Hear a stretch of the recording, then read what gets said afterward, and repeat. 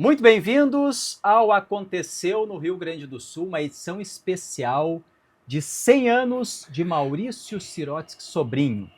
É celebrado em 2025 o centenário de nascimento do fundador do Grupo RBS. E neste episódio nós vamos falar do legado e da trajetória do comunicador e empresário.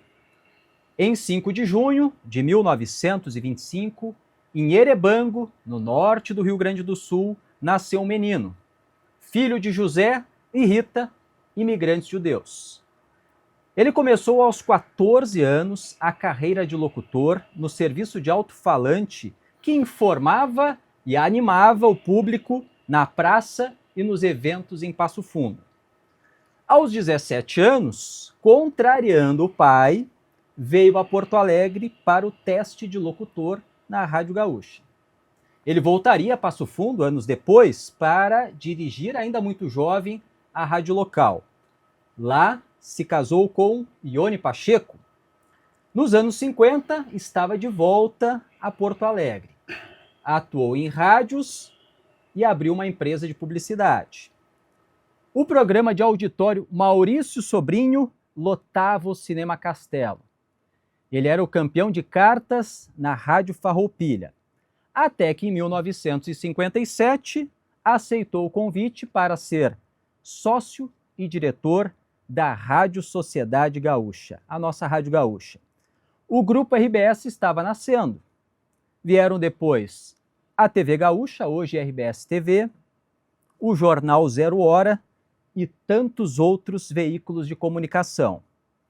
Maurício Sirotsky Sobrinho faleceu em 1986, mas deixou um legado. Ele e Ione tiveram 4 filhos: Suzana, Sônia, Nelson e Pedro. E eu recebo aqui no Aconteceu no Rio Grande do Sul, Nelson e Pedro, que vão contar a história do pai, do empresário e do comunicador. Nelson Sirotsky, publisher, presidente do Conselho de Gestão da RBS, muito bem-vindo. Prazer estar aqui, uma satisfação muito grande estar falando sobre esse momento tão emocionante, tão relevante para todos nós. Pedro Sirotsky, membro do Conselho de Gestão da RBS, bem-vindo. Igual, obrigado Leandro, obrigado a todos que estão com a gente nesse momento. Como disse o Nelson, muita emoção e muita história para contar. E eu quero tentar tirar nessa 1 hora o máximo de histórias desses dois aqui que conviveram muito com o pai, desde criança, frequentando o Cinema Castelo aqui em Porto Alegre, lotado, e ele animando nos finais de semana o público. Depois acompanharam o pai no mundo empresarial, foram introduzidos na empresa, trabalharam desde cedo aqui na empresa. Mas antes de falar de história, de contar histórias, eu quero falar do legado da RBS, do Grupo RBS de hoje. Tudo aquilo que a RBS, vocês carregam de realizações, coisas feitas efetivamente, de ensinamentos e de princípios deixados pelo Maurício. Nelson. O Maurício está vivo entre nós. Incrivelmente, temos mais de 40 anos do seu falecimento. E são exatamente os valores, os princípios que ele nos mostrou ao longo da sua trajetória, são esses valores que trouxeram a RBS aonde ela está. A RBS tem o seu legado, tem a sua raiz, tem a sua história em Maurício Sirotsky Sobrinho. E é por isso que eu digo que ele está vivo.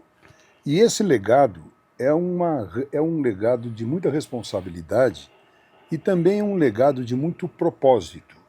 Nós sempre fazemos hoje, vamos continuar fazendo, uma comunicação no interesse do público, voltado aos nossos telespectadores, aos nossos ouvintes, aos nossos leitores, hoje aos nossos usuários dos serviços que nós oferecemos através das plataformas digitais. Este conceito de inovação e de permanentemente voltar-se para o interesse do público, tendo uma relação direta com o público, e uma conexão forte com o público, vem de Maurício Sirotsky Sobrinho, quando ele começa na Rádio Gaúcha, no programa um programa Maurício Sobrinho na Rádio Gaúcha, e se conecta com o público no Cinema Castelo e em todo o processo de evolução da Rádio Gaúcha, e esta ligação com o público é um dos legados, um dos valores que persistiram a vida da nossa empresa hoje, pelo legado, pelo ensinamento, pelos valores e pelos princípios de Maurício Sirotsky Sobrinho. A RBS é hoje uma empresa sólida nos seus legados, uma empresa inquieta nas suas realizações e uma empresa permanentemente preocupada com o futuro e procurando se antecipar ao futuro. E Maurício foi a nossa grande referência nesse sentido. Pedro. Eu diria o seguinte, sendo até um pouco mais específico com relação ao legado e aos valores que o Maurício, nosso pai, nos deixa e deixa para sempre, eu elevaria a humildade, a simplicidade e o valor às pessoas que ele sempre deu.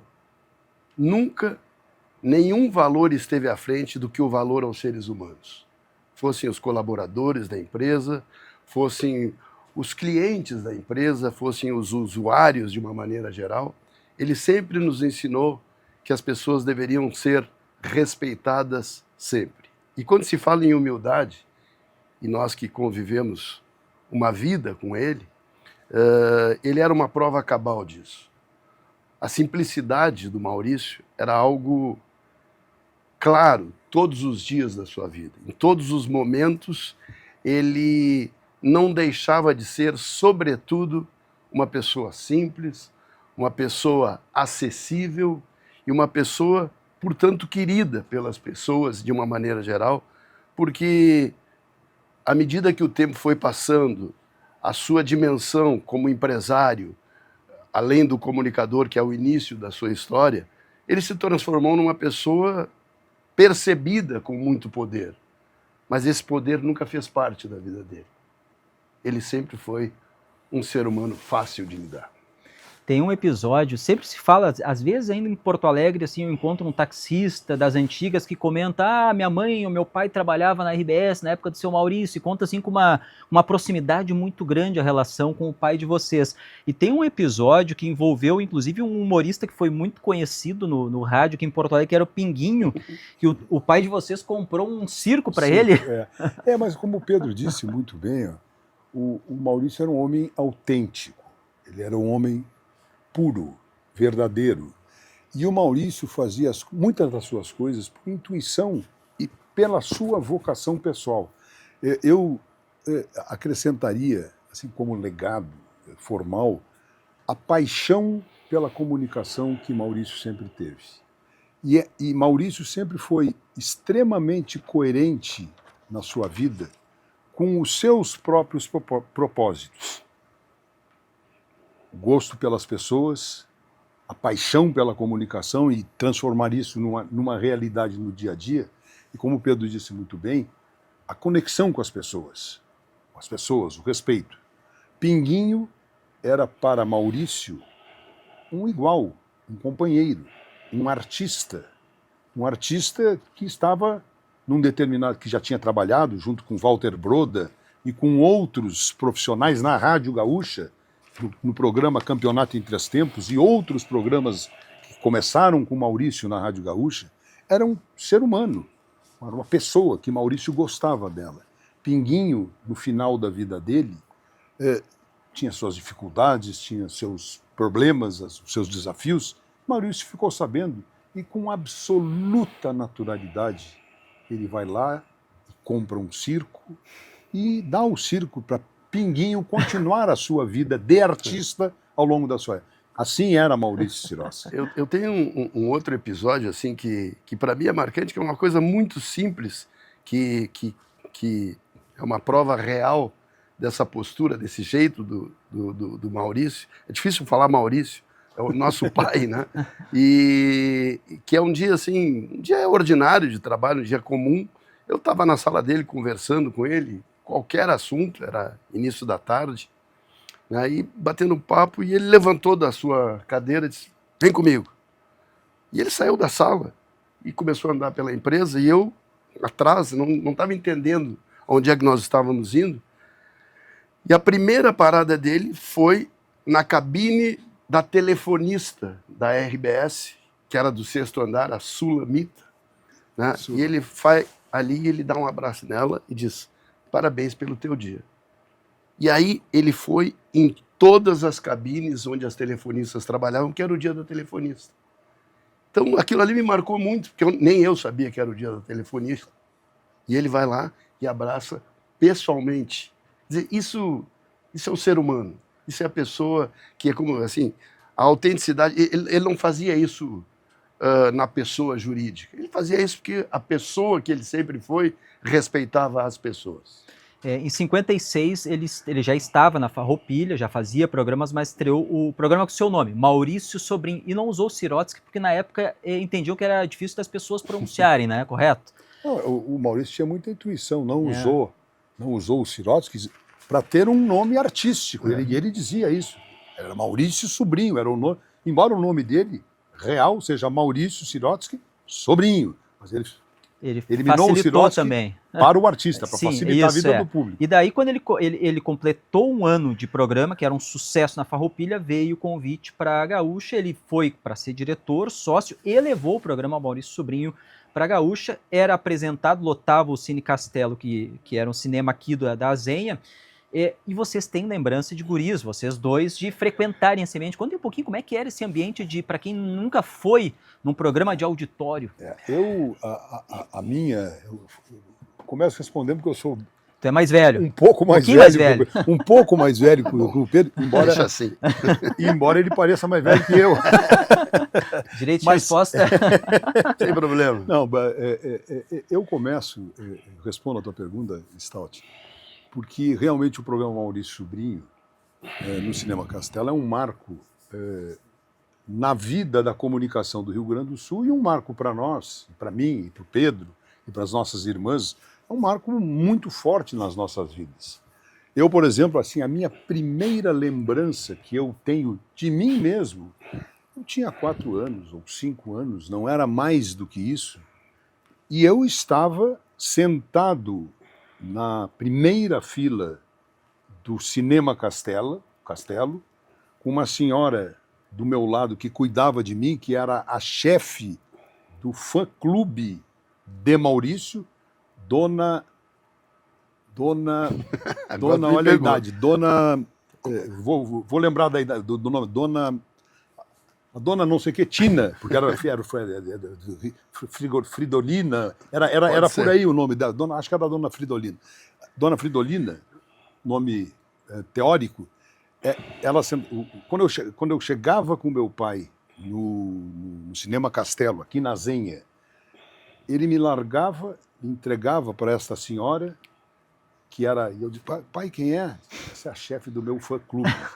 E aí eu sentava do lado dela, ela cuidava de mim, e aí aquela magia da comunicação, de ver o seu pai entrando no palco do Cinema Castelo, tocava a orquestra, a Gaúcha apresenta o programa que arrebenta pelo Big Nariz. Aí era o meu pai entrando no palco, saudando o público, as mulheres levantavam todas e batiam palma, a Dona Fridolina enlouquecia com aquela...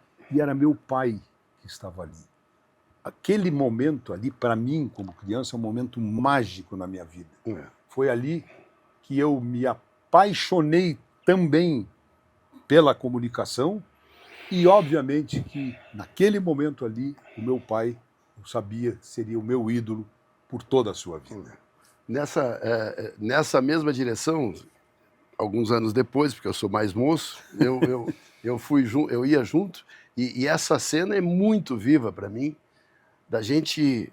primeiro a gente ia no carro com ele ia dirigindo até o Cinema Castelo e tinha um posto de gasolina ao lado do Cinema Castelo, que ele estacionava o carro dele, e nós já descíamos, os filhos, nossas irmãs, o Nelson, essa é uma imagem muito viva na minha memória, e nós éramos conduzidos por ele até essa porta, até esse local. Eu não me lembro dessa senhora, mas eu me lembro que a gente sentava na primeira fila e eu me lembro do saudoso Holmes Aquino, que era quem operava desde Seu então. Holmes. Seu Holmes, sabe? E ele tinha um rádio sempre antigão que era o retorno dele. Ele botava um fone no rádio para ver se o som estava no ar. E era um rádio mesmo, ele ouvia, o retorno era do próprio rádio, não era um retorno de operação, era um retorno daquele som que estava no ar. E era isso mesmo, assim, a gente sentar na primeira fila era um orgulho para nós, né? Porque nós estávamos ali diante do nosso ídolo e de alguém que a gente não imaginava que fosse tão ídolo assim dos gaúchos. E a casa de vocês, Pedro, estava sempre cheia de artistas que vocês viam antes apenas nas revistas, por exemplo?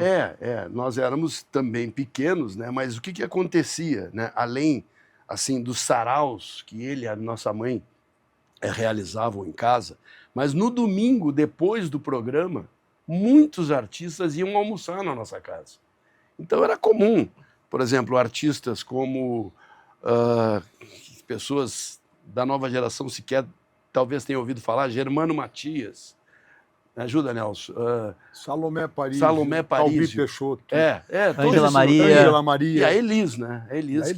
E a Elis. Então, assim, e para nós eram pessoas normais, né? Que não eram, assim, tirando os nacionais, alguns até humoristas também participavam, tinham participações no programa. Então, realmente, a gente viveu numa casa muito viva, né? Muito ativa, assim, desse meio do entretenimento, assim, da música, até porque a nossa mãe também, né, gostava muito de música e ela corroborava, ela empacotava junto com o nosso pai esse ambiente da comunicação e esse ambiente artístico, principalmente. Aliás, esse é um ponto, né? A mãe de vocês foi uma artista mirim, Sim. que fez sucesso aqui, foi para o Rio de Janeiro, se apresentou lá, inclusive antes do pai de vocês Sim. cantar na escola ou na praça, ou narrar lá, ela já fazia sucesso. É interessante, né?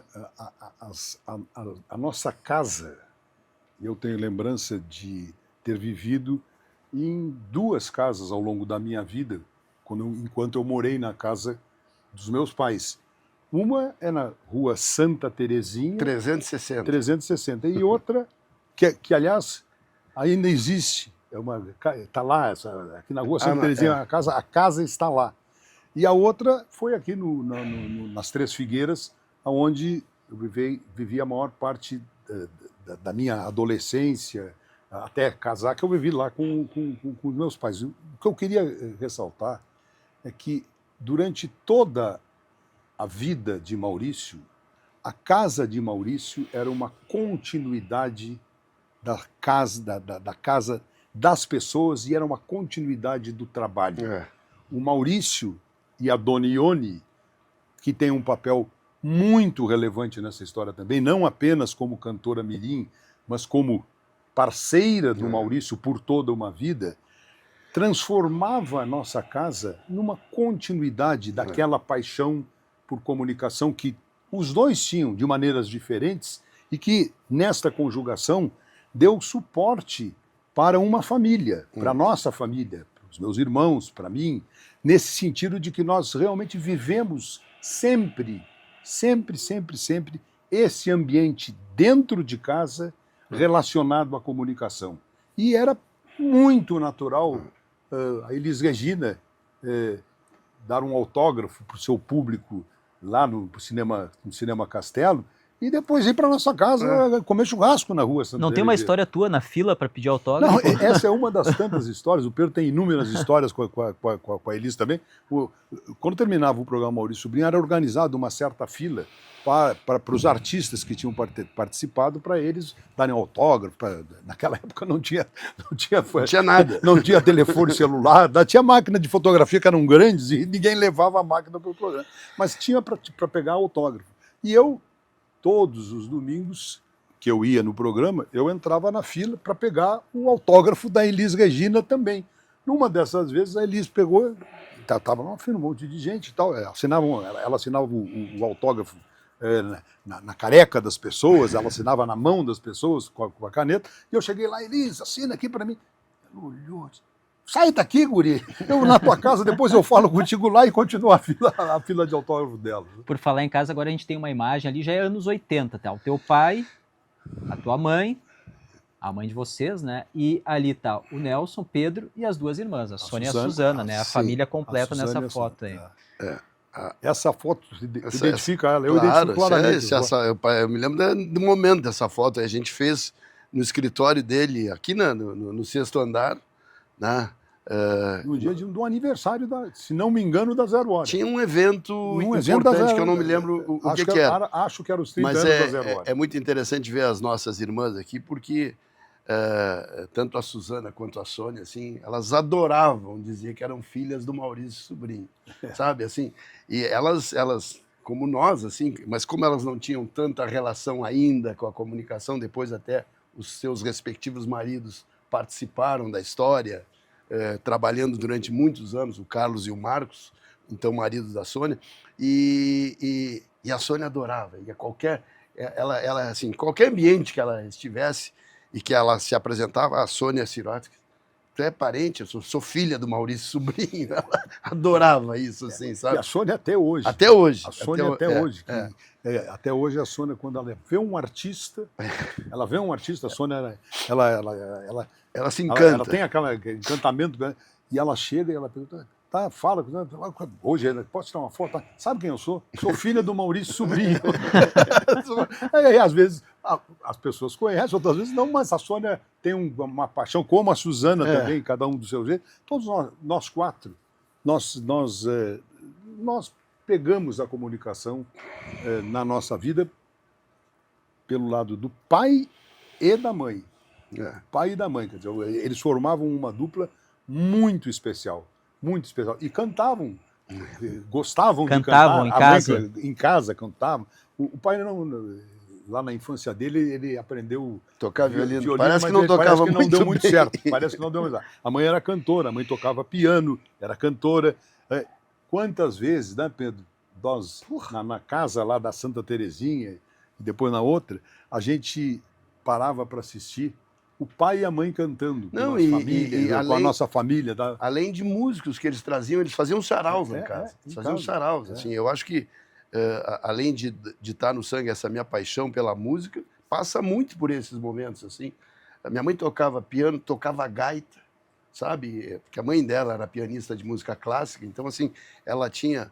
O pai parece que não tocava muito bem. As informações que a gente tem... Mas ele cantava bem. Ele fazia uma segunda voz boa, assim, das suas participações. Eles se conheceram em Passo Fundo, né? Porque o teu pai nasceu em Erebango, na colônia judaica, criança foi para Passo Fundo com o José e a Rita, os pais dele, com os irmãos. Lá o José tinha um armazém, né? Mas eles não se conheceram na juventude, na adolescência, eles se conheceram num retorno do teu pai, já tinham na faixa dos 20 anos, quando se conheceram em Passo Fundo. Se casaram lá e dos 4 filhos, só a Suzana nasceu em Passo Fundo. E a Sônia. A Sônia também, as duas nasceram lá. Quando a Suzana nasceu em Passo Fundo, a mãe, quando ficou grávida da Sônia, já morava em Porto Alegre, mas voltou para Passo Fundo para ter o filho em Passo Fundo, que era... Para ficar perto da família. E daí vocês dois já nasceram em Porto Alegre. E nós dois nascemos em Porto Alegre quando eles tomam a decisão de vir tentar a vida na cidade grande. Eu li que a criação do teu pai na família, né, pelos princípios, a criação com o José, com a Rita, era bastante rigorosa. Como ele era com vocês dois e com as irmãs? Como é que era esse tratamento? É interessante, né? O pai, ele era um homem muito doce, muito tranquilo com todos nós. Ele deixava a parte ruim sempre para a mãe.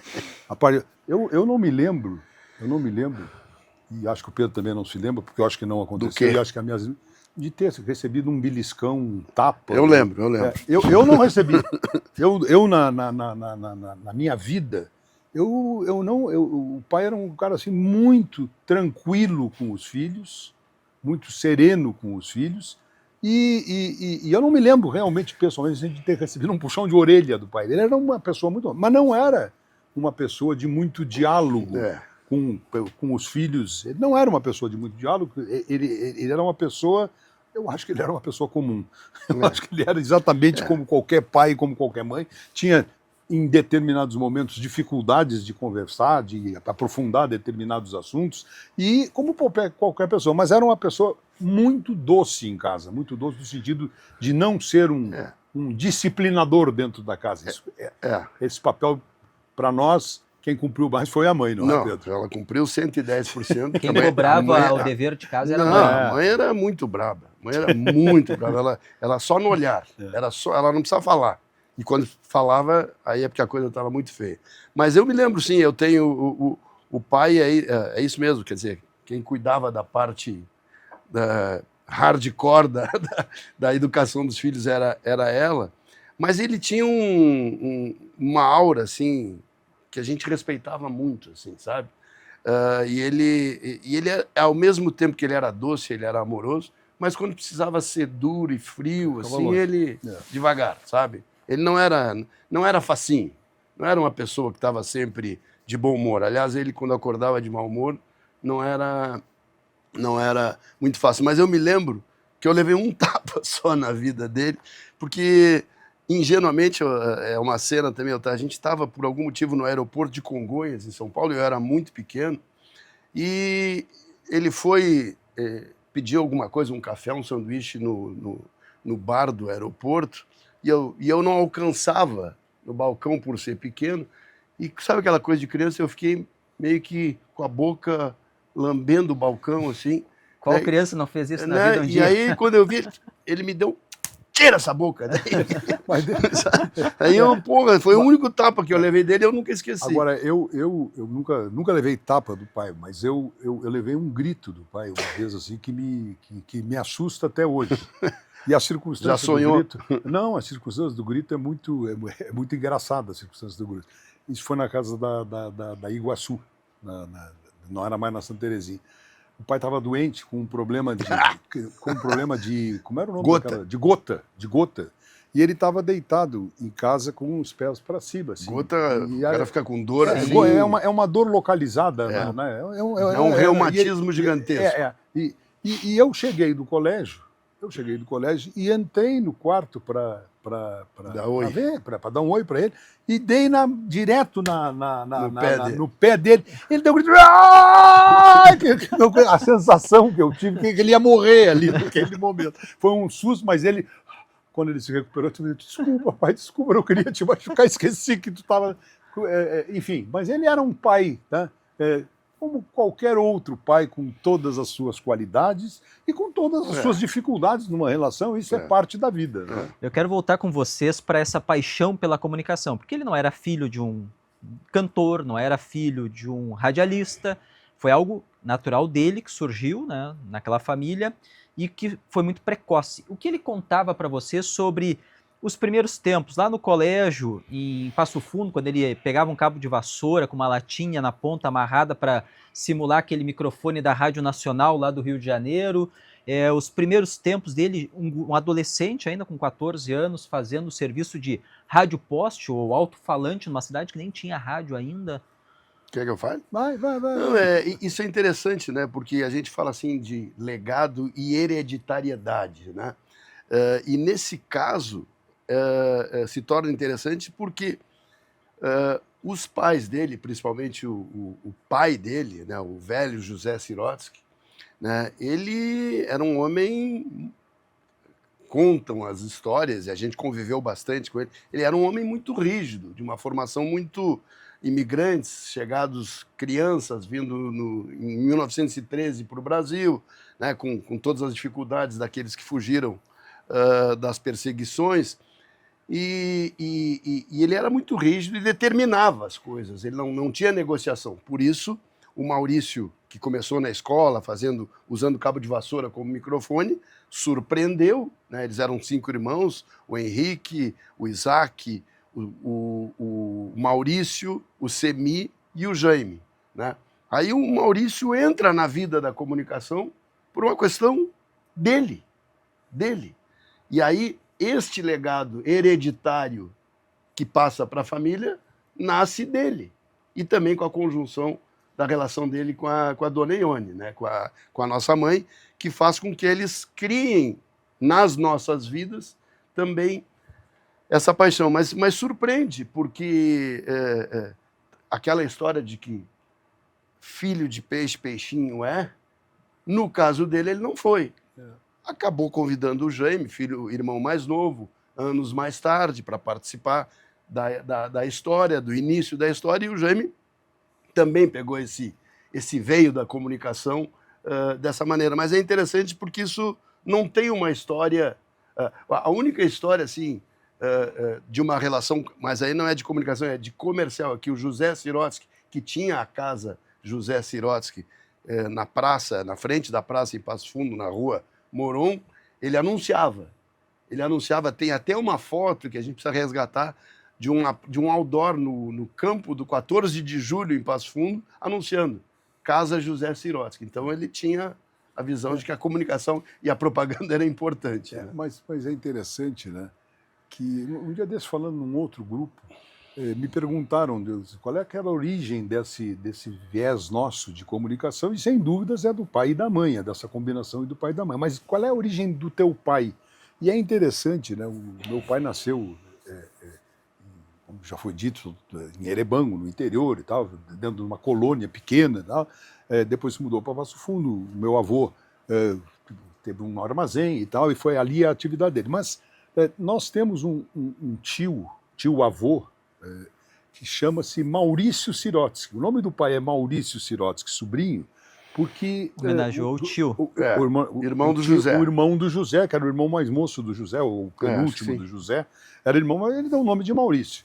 Os filhos do Maurício, que não é o Maurício Sirotsky sobrinho, mas é o Maurício que era casado com a Sara, com a irmã do Samuel Rosa Weiner, irmã do Samuel Weiner, eles migraram também, o Sani e o Naum, eles migraram também, não para a comunicação artística, da música, do jornalismo e publicidade. Jornalismo e publicidade. Então, sem dúvidas, né, sem dúvidas, esta raiz da comunicação que o pai, sem dúvidas, teve, do comércio, que o pai teve, que o Jaime teve, né, ele vem das raízes, e eu pessoalmente acho que isso acontece com todo mundo. As nossas raízes, elas são indissociáveis das nossas pessoas, né? Elas são indissociáveis das nossas pessoas, e o pai é um exemplo claro disso, o pai e a mãe é um exemplo muito claro disso, que de alguma maneira nós pegamos, assim como eles pegaram dos pais deles, alguns elementos que linkavam a comunicação, ao jornalismo e a relação com as outras pessoas. Ele foi corajoso aos 17 anos, primeiro porque o pai disse, não vai, eu vou, foi. Veio para Porto Alegre sozinho para fazer um teste na Rádio Gaúcha e assim ter a primeira experiência nas ondas do rádio, porque lá ele fazia o rádio poste, em Passo Fundo. Então aqui em Porto Alegre, na Rádio Gaúcha, como locutor, a primeira experiência. E veio sozinho. Veio sozinho, sem a autorização, sem a autorização dos pais. Eu sempre digo, o Maurício ele era rebelde. Totalmente. O Maurício era um homem fora dos convencionais.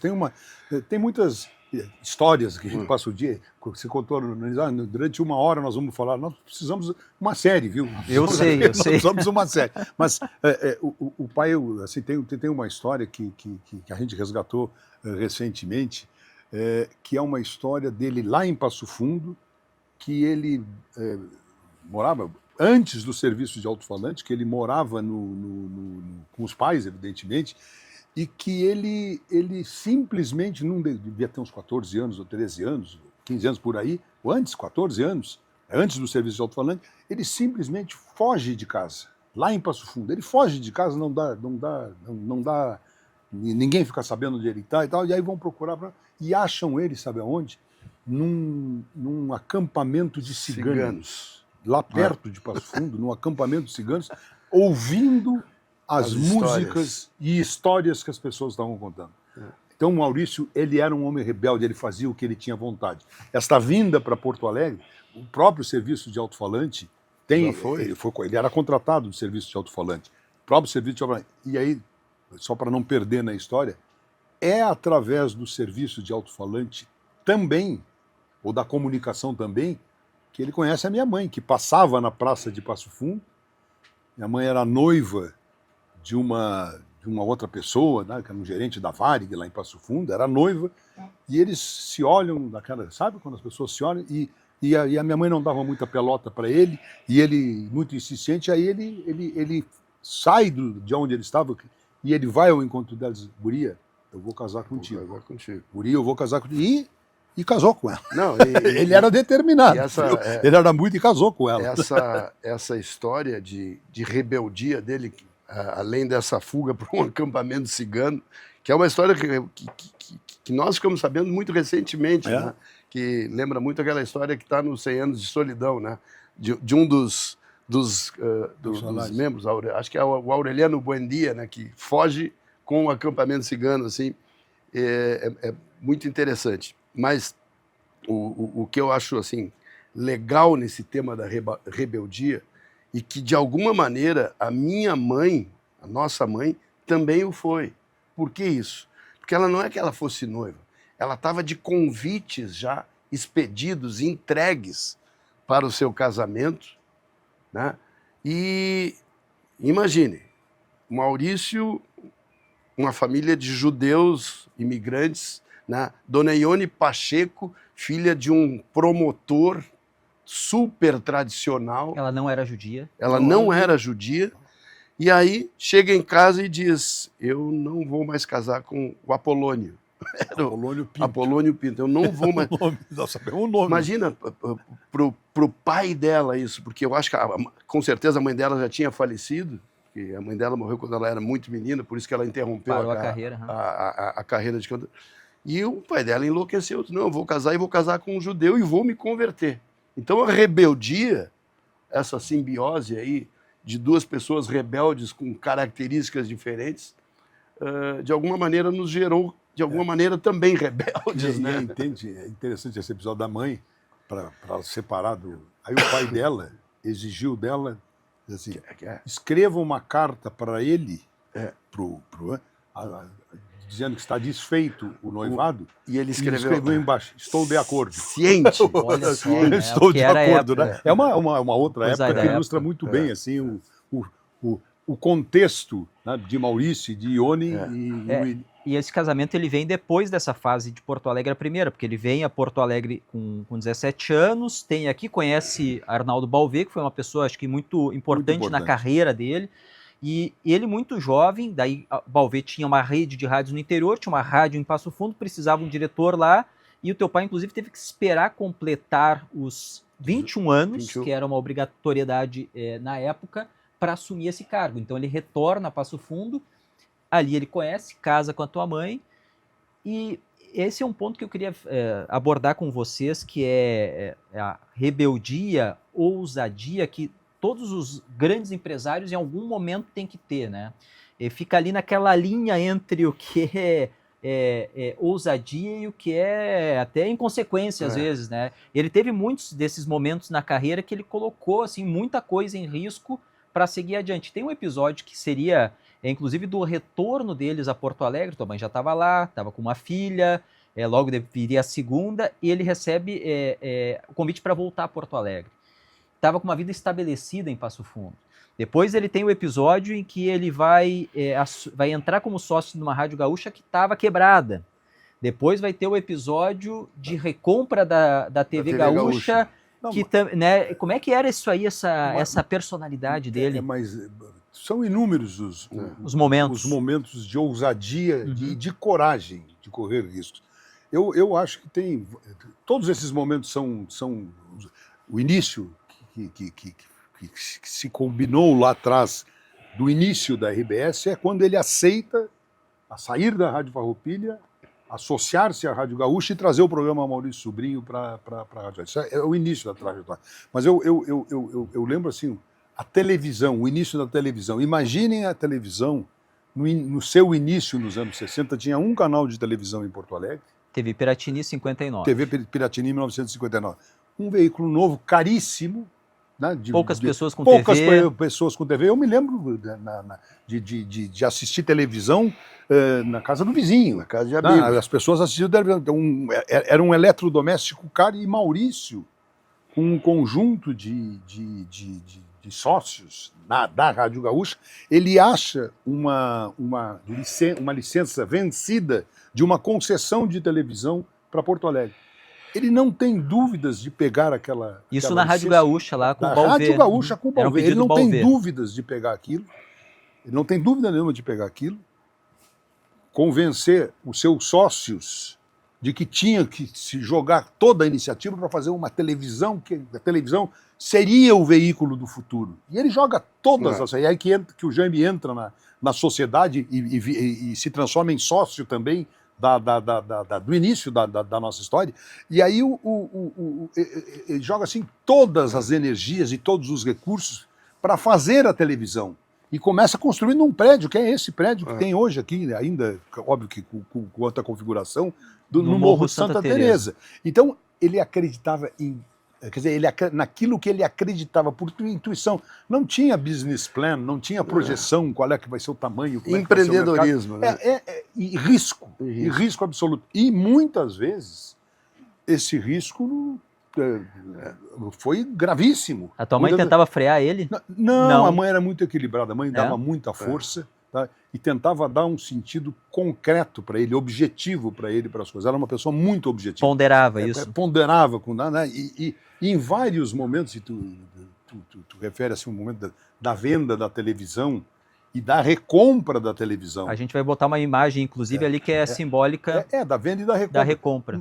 Maurício, e já junto com o Jaime, e com o outro, eles jogam todas as suas fichas, toda a sua energia, todo o seu processo para realmente deixar de pé aquilo, sem fazer muita projeção, sem fazer muito... Era uma visão, uma intuição. Eu acho que, só complementando aqui, essa provocação começou quando tu falou no Arnaldo Balvê, né? E aí me remete à imagem assim dos visionários, tá? O Balvê foi um visionário com relação ao Maurício. Ele enxergou, ao ter dado a oportunidade para ele, tanto em Passo Fundo, quanto depois tornando-o sócio da Rádio Gaúcha em Porto Alegre, assim enxergou o potencial, a capacidade, a ousadia, a impetuosidade e a inconsequência que é preciso ter na construção de uma ideia, né? E tudo isso que o Nelson falou foi assim a ideia, a visão do Maurício com muita impetuosidade, com muita, às vezes, inconsequência, em várias etapas dessa história. Então, assim, eu acho muito importante assim, a gente enxergar, porque hoje muito, no mundo que a gente está vivendo, a gente fala muito sobre empreendedorismo, sobre negócios novos, startups e outras coisas assim, que essa ideia, ela sempre existiu. Ela sempre existiu. E ela só existiu porque existiram pessoas com essa ousadia, com essa manifestação fora da caixa. Eu sempre digo assim, se o Maurício, nosso pai, tivesse vivo hoje, ele já estaria vendo coisas que nós talvez não estivéssemos vendo. Porque ele tinha essa capacidade. Ele tinha. Eu lembro, assim, sabe, já nos anos 80, no início dos anos 80, o pai fala assim, ó, no ano, não era se falava em século XXI, falava no ano 2000, que era uma coisa muito distante. Quem não estiver falando a linguagem dos computadores e inglês, estará fora. O que é isso? O que a gente está vivendo tudo isso? Né? Hoje já não é mais só o inglês, é o mandarim, é outras coisas. Mas, assim, a capacidade visionária que ele tinha era assustadora. E é interessante, né, Pedro? E eu acho que nós estamos, de alguma maneira, fazendo um resgate de alguns momentos importantes da RBS. Eu não queria deixar de lado a questão do jornal, a questão da 0 hora. Porque a coragem e tomar risco, chama-se rebeldia, chamemos do jeito que quiser, mas é coragem de enfrentar a situação, seja ela qual for. Só na cronologia lá, 1957, Maurício entra de sócio na Rádio Gaúcha, é o início do que viria a ser o Grupo RBS, né? 62 inaugura a TV Gaúcha, hoje é RBS TV, o canal 12 de Porto Alegre. Logo em seguida, não por vontade de Maurício e Jaime, ela é vendida para o Grupo Excelsior, mas por vontade dos outros sócios. Em 68 tem a recompra pelo Maurício, pelo Jaime, e foi a foto que a gente viu antes ali com o Fernando Ernesto Corrêa, um episódio que depois eu vou pedir para te contar o que aconteceu na tua casa quando teu pai voltou, boa, tá? Boa. E na cronologia, 64 fundada a Zero Hora, eles eram sócios, mas não estavam no dia a dia do jornal, e daí vai chegar esse momento aí que é da compra do controle. Tá, mas é interessante, já que nós estamos numa cronologia, depois não esquece de nos perguntar sobre o negócio do jornal, por favor, tá? Vamos falar sobre esse episódio que poucas pessoas sabem, da venda da televisão e da recompra da televisão. Da venda e da recompra pela televisão. Vou resumir uma história longa. A televisão, os sócios da televisão, que não eram o meu pai e o Jaime apenas, tinha um conjunto de sócios, receberam uma proposta dos donos da TV Excelsior, receberam uma proposta para comprar a TV Gaúcha. Meu pai e o Jaime não queriam fazer a venda. Os outros quiseram e fizeram a venda de tudo. O pai e o Jaime continuaram trabalhando, Jaime aqui no Rio Grande do Sul, cuidando da rádio, e cuidando da própria televisão, e o pai chegou a ir para a Excelsior, passou um período na Excelsior e voltou. No Rio de Janeiro. No Rio de Janeiro, e voltou. E quem comprou não foi bem sucedido, até porque não pagavam a conta. Né? Tinha uma conta para pagar, que era a compra e, num determinado momento, o pai toma a decisão, junto com o Jaime, vamos e com o Fernando Ernesto. E com o Fernando Ernesto já participando. O Fernando Ernesto tem um papel muito ativo nessa recompra da televisão. E eles vão a São Paulo e fazem uma negociação e tal. E o episódio que eu quero contar é um episódio que eu vivi na minha casa, na Rua Iguaçu, quando ele chega de volta de São Paulo dessa negociação, ele abre uma pastinha que ele tinha e joga para cima um contrato assinado, joga para cima e diz para nós, eu estava lá, e diz assim: recompramos a televisão, não sei como é que vamos pagar. Recompramos a televisão, não sei como vamos pagar. E aí pagaram, tá, desenvolveram e a coisa andou. Então, o Maurício era um homem muito corajoso. Ele era rebelde, ele era inovador, mas ele era corajoso. Não tinha medo. Corajoso. E é verdade que ele colocou a casa de vocês como garantia? Tudo. Há episódios bem objetivos, assim. A própria Zero Hora. Né? Não, esse é o episódio da Zero Hora que eu quero falar, que eu acho que é importante na história, além desse episódio da recompra da televisão, é o envolvimento com o jornal. Como tu disseste, Staldier, ele se dá por uma associação passiva, e o jornal vai muito bem, tem que lembrar isso. O jornal vai muito, a televisão vai muito bem, a TV Gaúcha vai muito bem, a Rádio Gaúcha vai bem, e o jornal vai bem, não. E a Zero Hora ia muito mal, daí tem a alternativa, ou compra ou vai quebrar. Ou compra ou vai quebrar. No primeiro momento, eles tentam fazer, através do intermediário, Antônio Mafus, fazer a venda do jornal. A venda do jornal, já proprietários do jornal, fazer a venda do jornal. Porque o jornal estava inviável e eles enxergavam claramente o risco, né?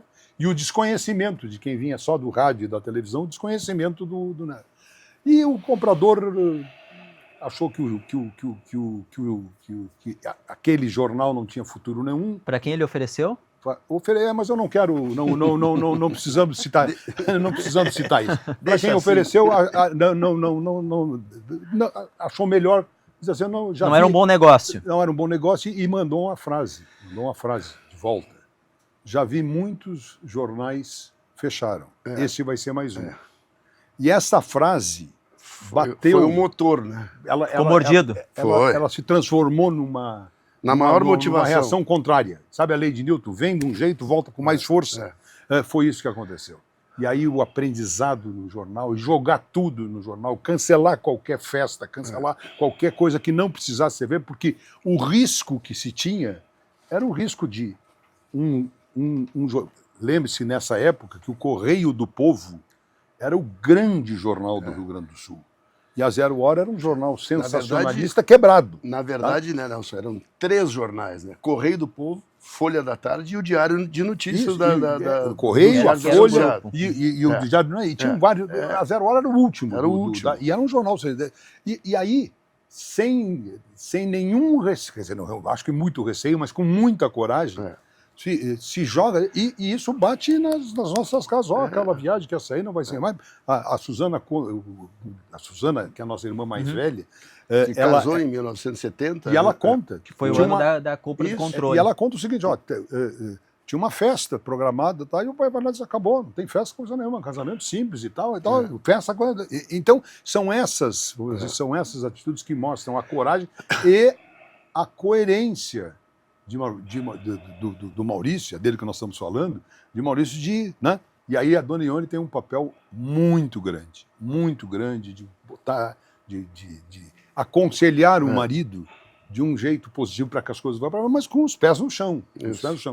E deu muito certo esse processo. Então, o projeto do jornal e da Zero Hora, que começa, na realidade, na RBS nos anos 70, no início ele é extremamente difícil. Até que começa a entrar para lá o conceito de inovação, né, tanto na forma de produzir o jornal, tá, sai da linotipo e vai para o offset, e aí começa todo um processo. E o processo sinérgico da empresa que estava no seu embrião naquele momento. Né, porque a TV Gaúcha, que ainda era a TV Gaúcha, se filiava à Rede Globo, começava a ter uma importante participação da audiência no Rio Grande do Sul, a Rádio Gaúcha, que brigava, mas não era líder, porque era a Rádio Guaíba também que liderava esse processo, mas o ciclo virtuoso começa aí. Né? Então, assim, a empresa, a solidificação, ela passa por esse terremoto ali na aquisição da Zero Hora, né? E uma transformação que levou muitos anos, mas que se consolidou a partir dali. Né? O tio de vocês, Jaime, já falou algumas vezes da formação, a importância da formação do tripé, que era rádio, televisão e jornal e TV. Eu queria dizer exatamente isso. Quer dizer, esta combinação de mídia integrada, de multimídia, que era uma palavra que nem existia. Sinergia. Multimídia. E de conexão com o público, né? Multimídia. Isso não existia, começa ali, nos anos 70. Né? Nos anos 80, 90, já sem Maurício e tal, eu quero fazer o link disso como cultura da nossa empresa. Cultura da nossa empresa que vem dessa raiz do Maurício, depois do Jaime, depois do Fernando Ernesto junto, e de tantas outras pessoas, porque né, o Maurício, no seu processo de pessoas, ele sempre dizia, ninguém faz nada sozinho. Ninguém faz nada sozinho. Isso aí tem que ser feito com parceria. E não foi diferente na história da construção da RBS. Muita gente participa dessa construção da RBS desde o seu início. E nós aqui, né, eu costumo dizer assim, ó, eu sou da RBS desde quando ela não existia. Porque eu ia lá no programa de auditório, estava junto, lá o Pedro é a mesma coisa. Esse é um processo assim. Então, esta visão de multimídia que foi estabelecida como naquele ano, da mesma maneira que lá no ano 2000, o Maurício já estava há algum tempo, 2000, 2001, 2002, né, começa a internet e nós vamos fazer junto, vamos nos conectar. Tem uma forma diferente de se conectar com o público. Tá, a internet, não sei o que, a gente não sabia direito o que ela vai e faz. Então isso é uma cultura que é um valor, é um princípio que vem do Maurício Sirotsky Sobrinho, e por isso nós falamos, né, que no vídeo, o título desse vídeo é 100 anos à frente. É um homem que está sempre na frente do seu tempo. E isso não é uma qualidade de um homem, é um princípio, que é transferível e que, felizmente, nós continuamos tendo hoje da RBS com essa mesma visão. Ele faleceu em 1986, quando o grupo RBS, considerando a data de início lá da Rádio Gaúcha, tinha 29 anos, ele não tinha 30 anos ainda o grupo RBS. Ele passou por essas fases todas difíceis para a construção do grupo, mas ele ainda teve tempo em vida de colher os frutos, né? Porque quando ele faleceu já era líder não só na TV, a Rádio Gaúcha já era a Rádio Gaúcha de notícias, de esporte, o Jornal Zero Hora já era o líder de vendas durante a semana, no domingo, com os classificados, então ele colheu os frutos. Naquele momento, nós já tínhamos Santa Catarina também, a nossa operação de Santa ele- Catarina, que se expandiu para... Enfim... Ele se realizou.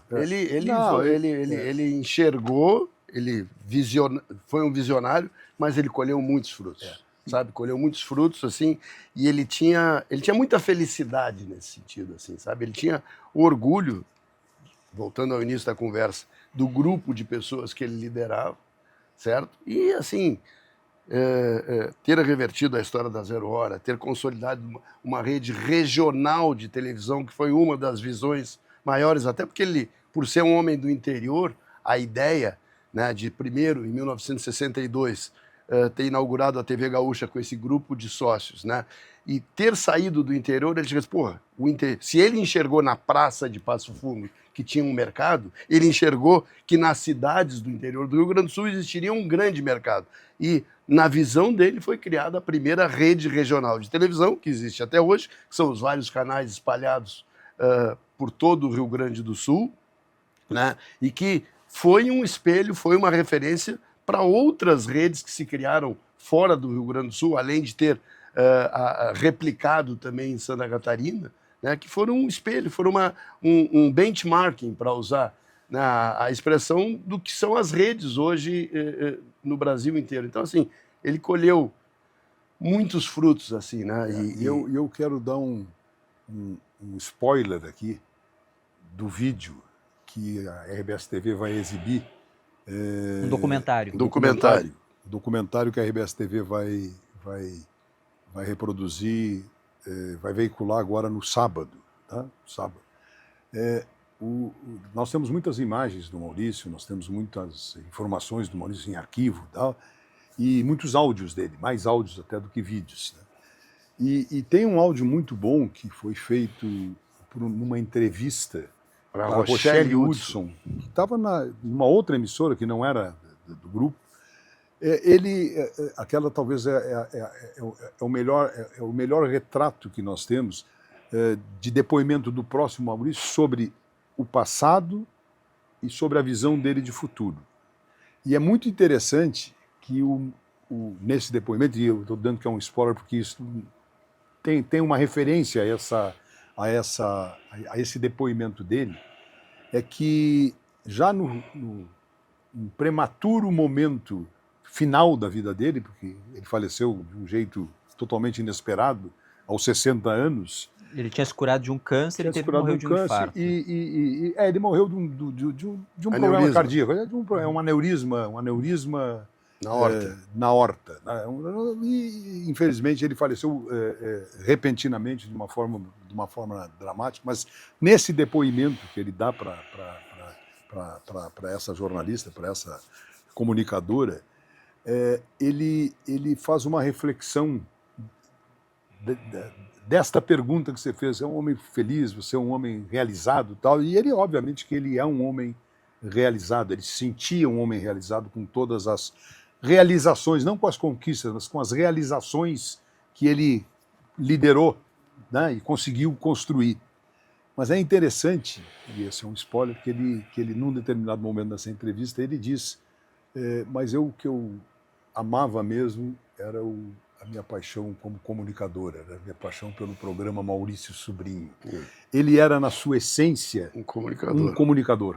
Ele era um homem que amava o que fazia, tudo que nós já falamos aqui, mas ele tinha assim, uma paixão pelo rádio, pelo microfone, né, e por essa comunicação, e que ele exerceu com maestria. Ele exerceu com absoluta maestria esse processo de comunicador na sua época, lá nos anos 50 e no início dos anos 60. Tem uma história que eu não posso deixar de perguntar para ti, Pedro, que envolve esse período do programa Maurício Sobrinho, porque a Elis Regina começou no Clube do Guri, num show de calouros, na Farroupilha. E o Maurício viu ali um potencial e a contratou, ele já estava na Gaúcha, e assinou o primeiro contrato, a carteira assinada, primeiro contrato da Elis Regina, na Rádio Gaúcha, um contrato com o Maurício Sobrinho.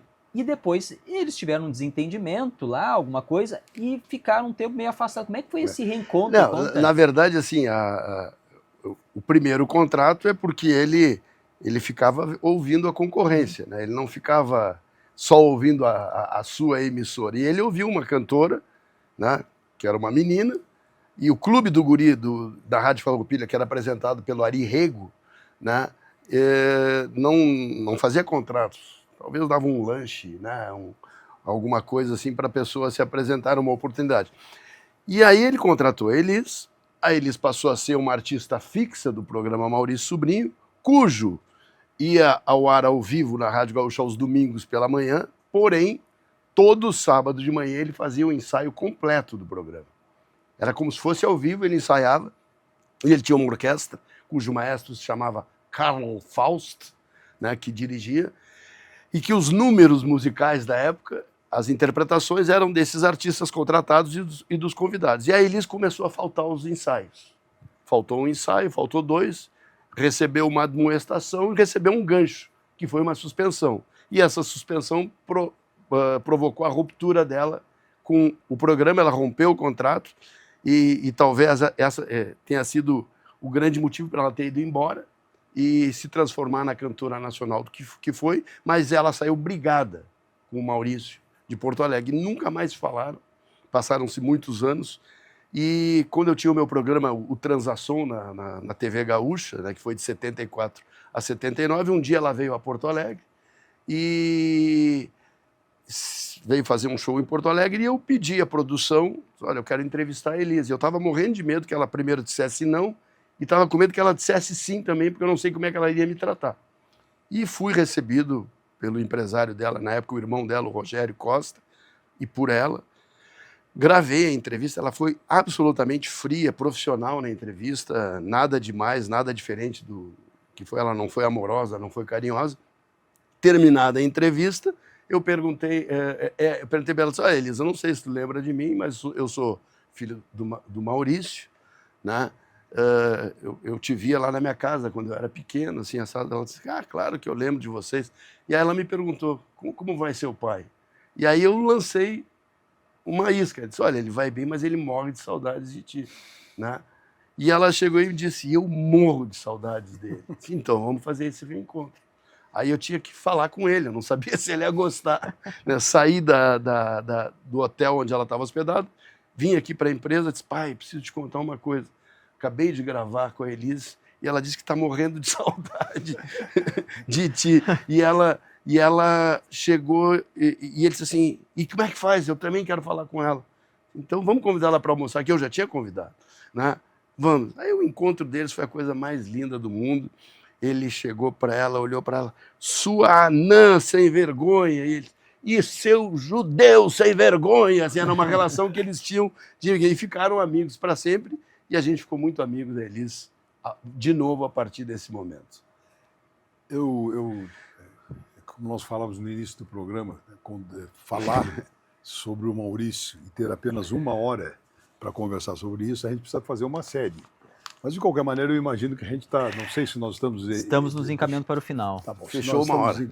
Fechou 1 hora. Se nós estamos nos encaminhando para o final, eu queria te agradecer e te cumprimentar pela tua competência, né, de buscar a história, de conhecer a história e de facilitar essa... Né, eu comentei antes aqui no início do programa, como é bom ter profissionais como o Stout, né? Um cara que puxou muito bem essa entrevista. E vamos dizer assim, eu quero deixar assim a minha mensagem final nessa memória do meu pai, de agradecimento para ele por tudo que ele significou, não apenas para a nossa família, mas que ele significou para milhares de pessoas que tiveram a oportunidade de trabalhar com ele, que continuam trabalhando conosco ao longo desses anos todos, né, da nossa convivência, e especialmente, né, nossa gratidão a ele pelo que ele fez pelo público, né, toda essa trajetória. O público é o grande consumidor, é quem dá esta validade. E esta história, né, do Maurício, é uma história verdadeira, é uma história real, não é uma história de ficção. Ela aconteceu e nós temos o privilégio, né, Pedro, eu, as minhas irmãs, o Jaime, o Fernando Ernesto, família. Toda a nossa família, quer dizer, nós temos o privilégio de de ter convivido com ele, né, e ter aprendido com ele, termos sido, né, temos recebido dele diretamente toda essa energia, toda essa visão de antecipação. E eu queria, você perguntou lá no início da nossa entrevista, no meio da entrevista, como é que era o pai, né? Como é que era o pai, nós falamos sobre o pai, e eu quero encerrar lembrando um momento que para mim foi um momento de despedida do meu pai, que foi no dia 31 de dezembro, na virada do ano de 85 para o ano de 86, e ele faleceu em março de 86. Como todo mundo, né, todos nós sempre reunimos a nossa família, e na hora que chegou o meu momento de abraçar o meu pai, nós dois nos abraçamos e nos emocionamos muito os dois, sem nenhuma palavra, nos emocionamos, choramos, e aquela contaminação daquele abraço permeou, né, permeou aquele ambiente que nós estávamos. Porque, não perguntem por quê, mas houve aquele abraço, e ele foi forte, ele foi carinhoso, ele foi amoroso, ele foi extremamente amoroso. Então eu lembro desse episódio para lembrar do meu pai com muito amor, para lembrar do meu pai, essa figura humana extraordinária que foi, que me deu um abraço muito caloroso, que eu guardo dentro do meu coração. Eu na mesma linha, sabe? Eu acho que tudo que tinha que se falar do empresário, do empreendedor, do comunicador, a gente falou, mas eu também encerro essa minha participação aqui te agradecendo, e a quem está nos assistindo, para dizer o seguinte, é uma mensagem para quem ainda tem pai. Abracem os seus pais, porque o abraço de pai, assim como o abraço de mãe, não tem preço, não tem igual. E eu digo para vocês, eu abracei e recebi poucos abraços do meu pai ao longo da vida. Então, eu não repito esse erro com os meus filhos, eu abraço eles todos os dias que eu os encontro, de forma apertada, para eles não esquecerem nunca desse abraço. Nelson, Pedro, os filhos do seu Maurício, tenho certeza que é o cargo que vocês mais gostam. É o melhor de todos, é o melhor de todos. Cargo de todos, então muito obrigado por compartilharem. Parabéns. Certamente a gente precisaria muito mais tempo para entrar em muitos detalhes. Posso propor um final para nosso... Por favor. Vamos nos abraçar, eu e o Pedro, pelo pai que nós temos.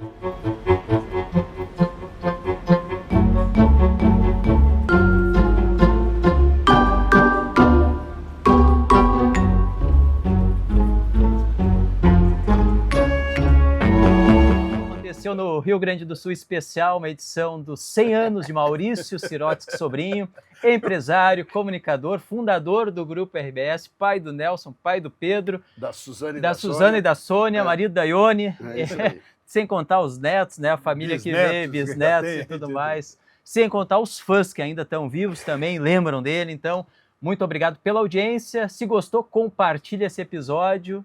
Até mais, tchau.